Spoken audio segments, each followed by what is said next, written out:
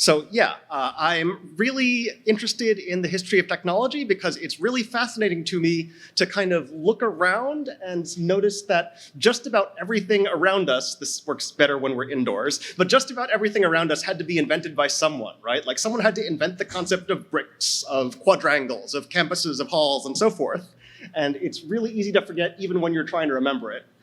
So one thing that I like to do when thinking about this is look at early prototypes of a thing that became standardized later. Like, have you ever looked at what bicycles looked like in the 1800s? Like, there's one standard design that we all kind of accept now, but like there was a lot of stuff we had to try before we got there. And so I did this for typewriters not too long ago, and there's some really fascinating stuff in the, oops. Yeah, and there's some really fascinating stuff in this space. Well, good enough. I mean, you can see how many different ways there are to make typewriters if you don't know what a typewriter looks like ahead of time. In particular, this ridiculous thing like is called a writing ball and was actually used by Nietzsche to like write his manuscripts. And while scrolling through these, I came across this one picture and like it made me sit bolt upright. Like that is the keyboard I have in front of me. What is it doing here 150 years ago? And so I went to learn about this, and fortunately it's actually surprisingly easy to learn about because the inventor here, you can see, has signed his name as Latham Scholes and filed patents with the US Patent Office every step of the way.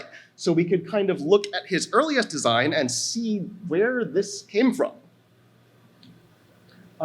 So his earliest patent is based on a piano. Basically, Latham Scholes is a Milwaukee-based newspaper editor, and like many other inventors and businessmen of the time, thought it would be really amazing to have a machine that you could use to write, since machines were getting more precise and more effective, and you could build more intricate ones. So as his model, he turns to one of the most intricate machines at the time, a piano.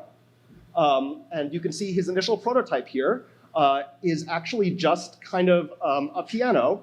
It's only got 11 keys, but as he progressed, he added the rest of them. So a later prototype included all 36 keys without the 1 and the 0 because you could substitute the I and the O for them and just kind of put the letters where they may. He quickly learned that it became more intuitive if you did the upper row backwards instead of forwards. While working through these prototypes, it became clear that like having 2 rows of keys was just not working out. So he pulled the numbers out to a top row and pulled the vowels out to a center row.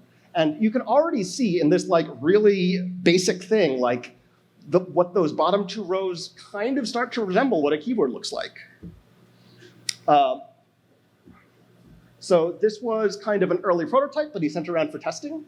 And contrary to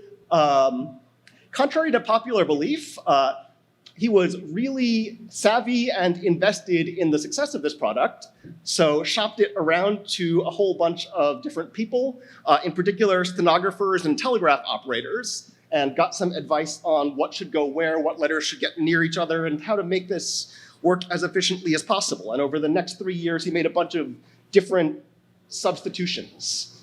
This is what he ended up submitting to manufacturing. And for manufacturing, he ended up going with, at the time, also another manufacturer of delicate precision mechanical devices, Remington, which sold rifles. The folks at Remington got back and recommended a few additional changes. So without these changes, we would be talking about the QWERTY keyboard. And there it is, like it's off to production. Here's a model of the first production piece. Why do we still use this today? Well, as a savvy businessman, when typewriters were first introduced, everyone used them the way he expected to be used, which was hunt and peck, right? Like you look for the key you want and you press it. But before too long, people are very smart and kind of invented touch typing. And he realized that A, whoa, touch typing is awesome. B, if I gave away touch typing classes for free, but used this keyboard, everyone would be locked into this keyboard layout with their new skills. So that's how we got to where we are today. Now I'm gonna try and somehow speed run 150 years of iterative refinement of this keyboard in the next 5 minutes. So let's see how this goes. Here we have an Underwood number 5, which is the kind of archetypal typewriter. In the 22 intervening years, folks really iterated on typewriters, you know, all this cutthroat competition, and we ended up with this, which is basically, if you ask someone to imagine a typewriter, they'll probably imagine this thing. You'll see it's got, this keyboard has 2 interesting additions I want to point out.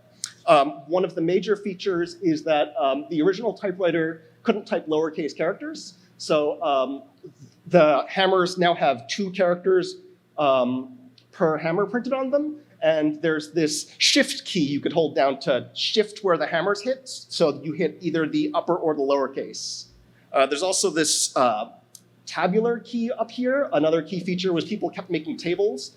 So there was this mechanical device that you could slide wood blocks on, and when you hit the tabular key, it would move on to the next tabular stop, which was where you put the wood block. Moving right along, typewriters were one of the later appliances to get electrified because there wasn't actually that much benefit you can get from like using automatic power here, but there was some. In particular, you can see an example of kind of metal tabular stops here, like the thing that you can see the metaphor for in word processing programs now. But yeah, this is an IBM Selectric, most popular electric typewriter of its time.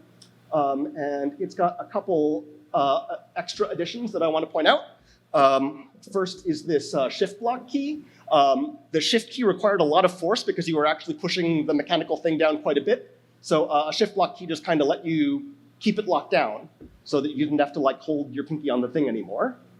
There's also this new return key with the advent of electric power. Instead of having to manually line feed and carriage return the typewriter, you could now press the carriage return key and the carriage would return all the way to the left. We all know that there has been lots of hay raised about like whether line feed, carriage return, both, or in what order actually signify a new line. That's what that's from. Not too long afterwards, the mainframe computing started becoming really big, and people wanted an easier way to interface with these computers than punch cards. So they hooked up a teletypewriter. This here is the Teletype Model 33 to a mainframe in order to control it. And the stuff that they added in order to help with controlling these things where, well, there's this control key, since you're actually controlling the thing, and you can see a lot of these keys have marks for like what control characters they use when you press them. In particular, Control G is bell, you can see here. I'm sure our Unix aficionados know others. They also added the escape key to let you escape from whatever you were currently doing. And then as mainframes gave way to personal computers, there's like the giant block keyboard that everyone knows. Other stuff that got added because like controls got more and more intricate as things went on include this giant block of 12 function keys that do arbitrary functions, and these alternate control keys. And that's about as big as keyboards got, but that's not where they stopped evolving, because the next thing was to try and take this gigantic, hefty control device and shrink it down into 2 inches. And here's one first attempt that people can argue how successful it was.